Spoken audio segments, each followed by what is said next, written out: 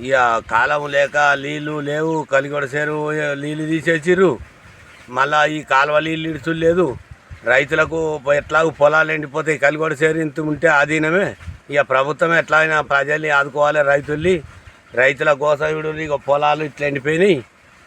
ఎంతకైనా నాదే కాదు, ప్రతి ఒక్కళ్ళు ఆటకి ఇట్లా అయితేనే బోర్లు మన్ను మచ్చడం. కాలువ నీళ్ళు ఇడిచినా కానీ ఇంత ఆధీనంగా నీళ్ళు చేపు బాయిలు బీలు బోర్లు అన్నీ వచ్చేసినాయి. ఎటువంటి గవర్నమెంటు కాలువ నీళ్ళు ఇడవాలి, రైతుల్ని ఆదుకోవాలి. ఎందుకంటే ఈగిడతాం అగిడతాం, ఆడ కాలువ దౌడు ఈడ కాలువ దౌడు అవి పెంటింగుల్లో ఉండు.